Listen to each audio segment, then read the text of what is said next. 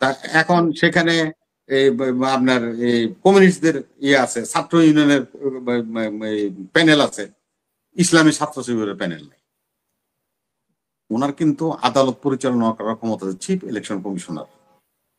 উনি যে শুনানি করছেন এটা কিন্তু আদালত, ওনার এখতিয়ার আছে, উনি একজন জাজ, বিচারক। এখানে উনি শাস্তিও দিতে পারেন। বলতে পারেন এই যে এখন এরা করতেছে, এরা এখন এগুলি করতেছে। আমার কি এখানে, আমি রাষ্ট্রের একজন নাগরিক, আমার কাছে যেটা পছন্দ হবে আপনার কাছে পছন্দ নাও হইতে পারে। তা বলে আপনি আমার বাবারে নিয়ে গালি দিবেন, মাকে নিয়ে গালি দিবেন, আমার পরিবার 14 গোষ্ঠীর নিয়ে গালি দিবেন, এটা কি নীতিগত ভাবে এটা সঠিক কাজ? এটা কি শিক্ষা দিচ্ছেন পরবর্তী প্রজন্মকে? টোটাল প্রজন্মকে শেষ করে দিচ্ছে এই বট বাহিনী, এই বুলিং করে করে। গালি ছাড়া তাদের কোনো বক্তব্য নাই, গালি ছাড়া কোনো তাদের বক্তব্য নেই। যত রকমের গালি, সব গালি শিখাইছে হলো ওই যে ফ্রান্সের তে বইয়া, আর এগুলি হলো চর্চা করতেছে সব ফেসবুকের এই বট আইডি।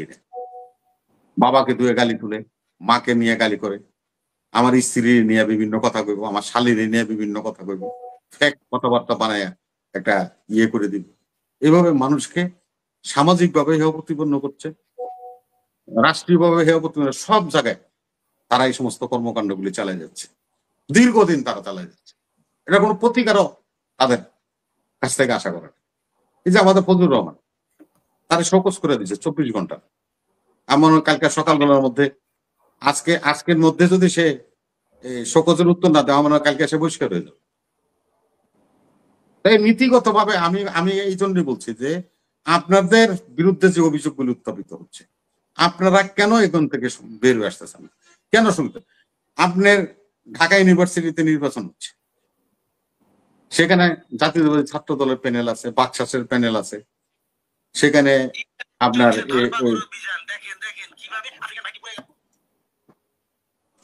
এখন সেখানে আপনার এই কমিউনিস্টদের ইয়ে আছে, ছাত্র ইউনিয়নের প্যানেল আছে, ইসলামী ছাত্র শিবিরের প্যানেল নেই। ইসলামী ছাত্র শিবিরের কোনো প্যানেল নেই, শিবিরের প্যানেল আছে, শিবিরের প্যানেল নেই। সেটা হলো ঐক্য, ছাত্র ঐক্য পরিষদ নামে তারা প্যানেল দিছে। ছাত্র ঐক্য পরিষদ নামে তারা প্যানেল দিছে, শিবির নামে কোনো প্যানেল দেয়নি। ভালো করে পড়ে দেখবে, তারা সবসময় লুঙ্গির নিচে থাকতে ভালোবাসে, কখনো তারা প্রকাশ হতে চায় না। এই আন্ডারগ্রাউন্ড পার্টি করে দেশে নৈরাজ্য সৃষ্টি করবে, এটাকে আমরা মেনে নিব নাকি? আপনার স্বনামে উদ্ভাসিত হন, অসুবিধে হবেন না কেন? স্বনামে তো এখন সাহস কেন নাই? যে আমরা তো শিবির, শিবির মানে এখন তো শিবির তো বলে না, সাদক কায়েম তো এই কথা বলে না। ওই যে ফারহান নাকি ফরহাদ, ওতে এই কথা বলে না। ওরা বলে আমরা এই ছাত্র ঐক্য কি জানি একটা নাম দিছে, দিয়ে তারা একটা প্যানেল বানাইছে। শিবিরের কথা তারা বলে না। তারা জানে যে শিবিরের কথা বললে ঢাকা বিশ্ববিদ্যালয় অন্তত পক্ষে এদেশের রাজনীতি বলেন, এদেশের সংগ্রাম বলেন, আন্দোলন বলেন, ভাষা আন্দোলন বলেন, স্বাধীনতা বলেন, 24-এর আন্দোলন বলেন, 90-এর আন্দোলন বলেন, সত্যিকার হলো ঢাকা বিশ্ববিদ্যালয়। ঢাকা বিশ্ববিদ্যালয় আছে বলে এখনো আমরা বেঁচে আছি, আমরা প্রাণ খুলে কথা বলতে পারছি। ঢাকা বিশ্ববিদ্যালয় একটা রাষ্ট্র দিয়েছে, ঢাকা বিশ্ববিদ্যালয় ভাষা দিয়েছে, গণ অভ্যুত্থান দিয়েছে, আমাদের কথা বলার সুযোগ করে দিচ্ছে। সে ঢাকা বিশ্ববিদ্যালয়তে তারা স্বরূপে আত্মপ্রকাশ করতে পারে নাই। তাইলে আপনাকে বুঝতে হবে তারা এইভাবে মানুষের চরিত্র হনন করছে।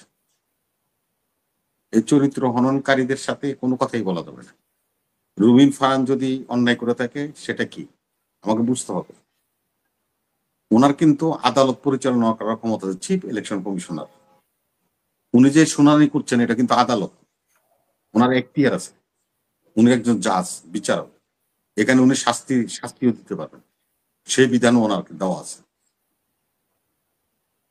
তারপর উনি এটা শাস্তির ব্যবস্থা করবে, কে অপরাধী তাদেরকে শাস্তি দিবে, আমাদের কোনো আপত্তি নেই, সে যেই হোক। কিন্তু আপনি ফেক কথাবার্তা কেন বলবেন? যেটা ঘটনা সত্য না সেটা কেন বলবেন? আর কোনো কিছু দেখলেই একটা বিবৃতি দিয়ে দিবেন হুট করে দৌড়ায়। আমরাও তো বিবৃতি দিতে পারতাম, আমাদের তো একটা দল আছে। এখন পর্যন্ত আমরা জাজমেন্ট করেই আমরা খুঁজে পাচ্ছি না যে ঘটনাটা কি, কিসের ভিত্তিতে বিবৃতিটা দিবে। যে সত্য হইতে পারে, মিথ্যা হইতে পারে, তাহলে এটা এত বড় দল দায়িত্ব কেন নিবে? রুবিন ফারহান জনিত দল দায়িত্ব নিতে পারে না। যদি অপরাধ করে থাকে তার শাস্তি হবে, যেন ফজলুর রহমানের হচ্ছে, আরো অনেকের হবে, বা আরো অনেকের হয়েছে।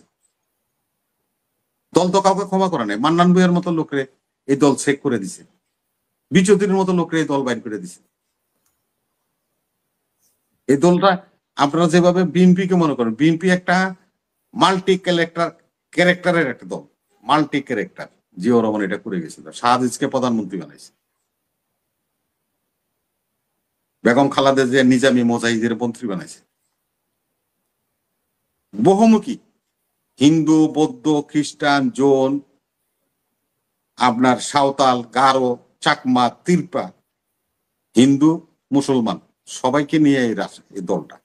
এনে রাজাকারও আছে, এনে স্বাধীনতার পক্ষের শক্তিও আছে। জিয়াউর রহমান সাহেব ক্ষমতা নেওয়ার পরে বলছিল যে আমরা 7.5 কোটি মানুষ, আমাদের 15 কোটি হাত, দেশটাকে যদি আমরা গঠন করতে 15 কোটি লোক হাতকে কাজে লাগাতে হবে। সেই থিম থেকেই উনি ইসলামী দল করার জন্য ইসলাম আলাদাকে পারমিশন দিয়ে দিয়েছেন। মুসলিম লীগের মতো দলের রেজিস্ট্রেশন পাচ্ছিল, তাদেরকে দল করার ক্ষমতা দিয়েছিল, কারণ এই হাতগুলি তো রাষ্ট্রের কাজে লাগবে। উনি চেয়েছেন সবাইকে মিলে রাষ্ট্রটা গঠন করতে। আমরাও ঠিক সেই নীতিটি বিশ্বাস করি। আমাদের কাছে কেউ শত্রু না। কেউ যদি আজকে আমাদের দলে আসতে চায়, আমরা ওয়েলকাম জানাবো, তো আনবো। কোনো হাত দেশের বা রাষ্ট্রের কাজে না লাগবে আমরা চাই। সবগুলি হাত দেশ গঠনে কাজ করো, এটা হলো আমাদের নীতি এবং আদর্শ। ধন্যবাদ।